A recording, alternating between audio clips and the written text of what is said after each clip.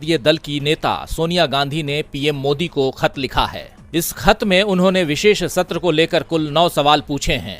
दरअसल मोदी सरकार ने 18 से 22 सितंबर तक 5 दिनों का विशेष सत्र बुलाया है, लेकिन सत्र का एजेंडा क्या है, सरकार कौन कौन से बिल पेश करेगी, ये अभी तक साफ नहीं हुआ है और इसी को लेकर सोनिया गांधी ने सवाल किए हैं।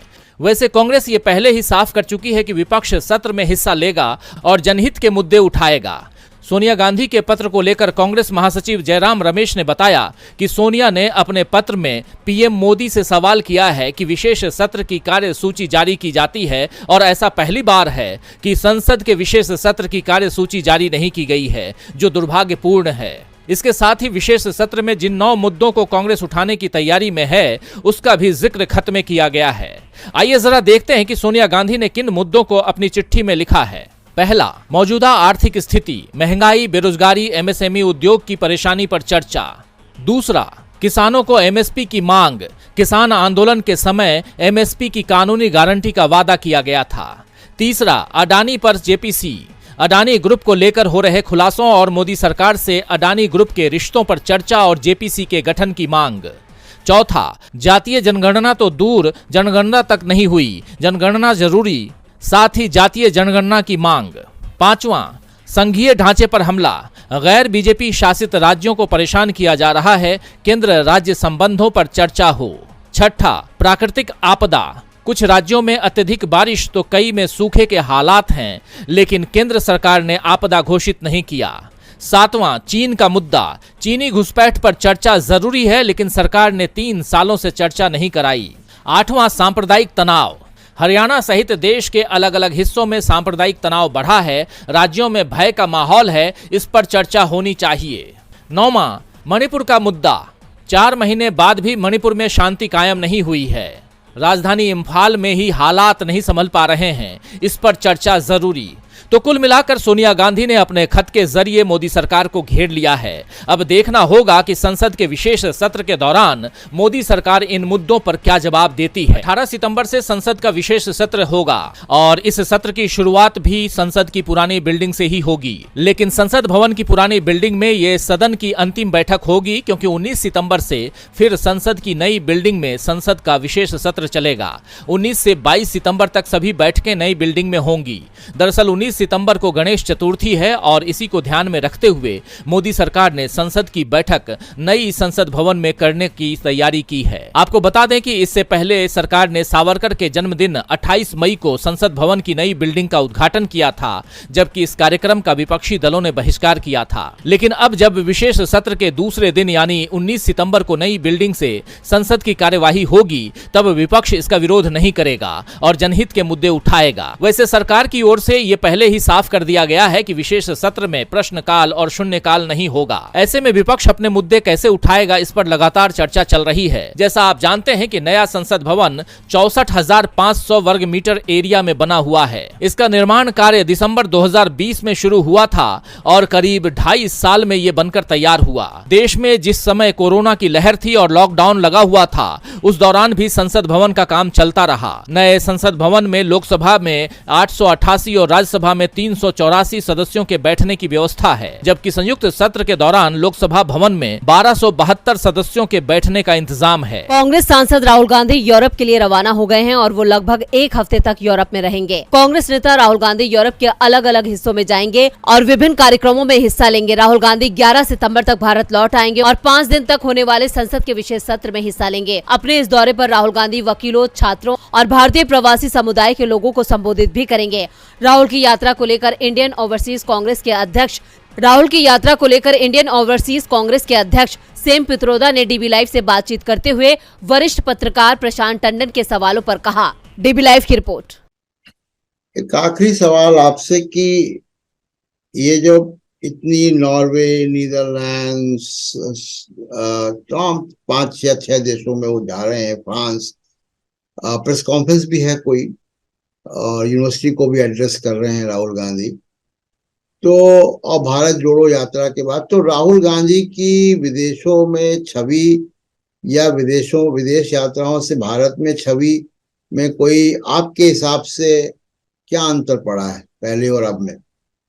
देखिए, Rahul Gandhi is very popular on university campuses, with think tanks, with local politicians. Rahul Gandhi हमेशा हमसे कंप्लेन करते हैं कि हम बहुत सारे प्रोग्राम रखते हैं उनके लिए, लेकिन डिमांड उतनी ज्यादा है कि एक देश में रोज के 10 प्रोग्राम अगेन रखे ना तो भी कम है. As soon as people find out that Rahul Gandhi is coming to Paris, we start getting calls from universities, think tanks, politicians. सबको मिलना है उनसे. सो उनकी डिमांड इतनी ज्यादा है कि हम सेटिस्फाई नहीं कर सकते सबको. सो हम 4-5 प्रोग्राम रखते हैं, वो भी ज्यादा है. और फिर लोग हमसे कंप्लेन करेंगे कि आप कंट्रोल करते हैं, आप हमें मौका नहीं दिया, मैं क्या करूं. So his demand is very high. और कोई भी प्रोग्राम में आप जाइए, जैम पैक रहता है प्रोग्राम, अंदर आप एंटर नहीं हो सकते. जी जी. इंडिया और भारत के बीच शुरू हुए विवाद में अब बीएसपी चीफ मायावती की भी एंट्री हो गई है. विपक्षी दलों का कहना है कि उन्हें इंडिया या भारत के किसी भी नाम से आपत्ति नहीं है, लेकिन मोदी सरकार को जरूर डर लग रहा है. अब बीएसपी चीफ मायावती ने भी मोदी सरकार को घेर लिया है. मायावती ने कहा है कि मोदी सरकार बाबा साहेब के बनाए संविधान से छेड़छाड़ कर रही है, संविधान को पहली लाइन से ही बदलने की तैयारी कर रही है. ऐसे में सुप्रीम कोर्ट को इस पूरे मामले में संज्ञान लेना चाहिए. सरकार जो संविधान में बदलाव की सोच रही है, उसकी कोशिश पर रोक लगानी चाहिए. मायावती ने कहा कि सरकार की कोशिश बाबा साहेब अम्बेडकर के बनाए संविधान में बदलाव की है. नाम में बदलाव या छेड़छाड़ ना तो न्यायपूर्ण है और न ही स्वीकार करने योग्य है. देश के लोग इंडिया और भारत नाम के बीच में विवाद खड़ा करने का खेल समझ रहे हैं. देश में महंगाई, बेरोजगारी, विकास, गरीबी जैसे तमाम मुद्दे हैं, लेकिन इन मुद्दों से ध्यान भटकाने की कोशिश हो रही है. मायावती ने बीजेपी को नसीहत देते हुए कहा, अगर बीजेपी को विपक्षी गठबंधन का नाम इंडिया रखे जाने पर आपत्ति थी तो उसे इसके लिए सुप्रीम कोर्ट में जाना चाहिए था. कानून बनाकर इंडिया शब्द के इस्तेमाल पर रोक लगानी चाहिए थी. विपक्ष को अपने गठबंधन का नाम बदलने के लिए मजबूर किया जा सकता था, लेकिन वो तो नाम ही बदलने की कोशिश में जुट गई है. जो काम सरकार कर रही है वो उसकी संकुचित सोच को बता रही है. इस तरह के काम सही नहीं ठहराए जा सकते. G20 के नेताओं को जो निमंत्रण भेजा गया है, उसमें राष्ट्रपति द्रौपदी मुर्मू को प्रेसिडेंट ऑफ इंडिया की जगह प्रेसिडेंट ऑफ भारत के तौर पर संबोधित किया गया है. विपक्षी दलों ने इस मामले में सरकार को घेर लिया. विपक्ष ने दावा किया कि केंद्र सरकार विपक्षी गठबंधन इंडिया से डरकर देश का नाम बदलने में जुटी है, तो अब पीएम मोदी भी दबाव में दिखाई दे रहे हैं. अब उन्होंने पार्टी के सभी नेताओं को इस मामले में बयान नहीं देने को कहा है. पीएम मोदी ने G20 को लेकर बैठक बुलाई थी और इस बैठक में भी उन्होंने भारत और इंडिया विवाद पर मंत्रियों से न बोलने को कहा है. पीएम ने कहा कि जिन लोगों को अधिकृत किया जाएगा, सिर्फ उन्हें ही इस मामले में बोलना चाहिए. इसके साथ ही पीएम मोदी ने डीएमके नेता उदयनिधि स्टालिन के बयान को बड़ा मुद्दा बनाने के संकेत जरूर बैठक में दे दिए.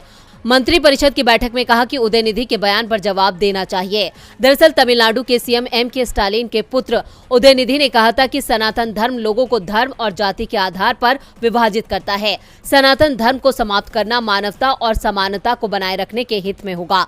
हालांकि उदयनिधि ने सनातन धर्म के अनुयायियों के खिलाफ हिंसा का कोई आह्वान नहीं किया है, लेकिन बीजेपी अब इसे मुद्दा बनाने की कोशिश कर रही है. फरवरी 2023 में श्रीलंका की इन्वेस्टमेंट प्रमोशन बॉडी ने भारत के अडानी ग्रुप के 2 प्रोजेक्ट को देश में अमली जामा पहनाने के लिए मंजूरी दे दी थी. ये दोनों प्रोजेक्ट रिन्यूएबल एनर्जी से जुड़े हुए हैं. ये परियोजनाएं श्रीलंका के उत्तर और पूर्वी क्षेत्रों में स्थापित होंगी, जिसके लिए अडानी ग्रुप ने $44.2 करोड़ यानी 3600 करोड़ का निवेश किया है. मन्नार में विंड एनर्जी प्लांट 250 मेगावाट, जबकि पुनेरीन में विंड एनर्जी प्लांट 100 मेगावाट की क्षमता पर काम कर रहा है. दोनों जगहों पर 2025 तक बिजली उत्पादन का काम शुरू हो जाएगा. अब इसको लेकर आज कांग्रेस ने ट्वीट कर सरकार पर बड़ा आरोप लगाया है. एक खबर, श्रीलंका में अडानी का एक ग्रीन एनर्जी प्रोजेक्ट है. ये वही प्रोजेक्ट है जो पीएम मोदी के कहने पर अडानी को बिना टेंडर के मिला. अब प्रधानमंत्री अगर एजेंट की तरह काम करें तो कौन सा प्रोजेक्ट नहीं मिलेगा. खैर, अब अडानी के इस प्रोजेक्ट के लिए मोदी सरकार और श्रीलंका की सरकार के बीच समझौता होगा. सोचिए जरा, अडानी के लिए अब सरकारों के बीच समझौता हो रहा है. मोदी अडानी के लिए और अडानी का काम कर रहे हैं. मोदी ही अडानी है, हैं अडानी ही मोदी है। वैसे ये कोई पहला मौका नहीं है जब कांग्रेस ने अडानी को लेकर पीएम मोदी और केंद्र सरकार पर आरोप लगाए हों। कांग्रेस लंबे वक्त से आरोप लगा रही है कि अडानी और मोदी के बीच जो रिश्ता है उसकी बदौलत ही उन्हें विदेशों में प्रोजेक्ट मिलते हैं, खासतौर से उन देशों में जहां पीएम मोदी यात्रा करते हैं। अडानी ग्रुप को लेकर पीएम मोदी ऐसे काम करते हैं जैसे वो गौतम अडानी के एजेंट हो। अब कांग्रेस के इन दावों और आरोपों पर बीजेपी की चिंता भी बढ़ गई है, लेकिन पीएम मोदी खामोश हैं।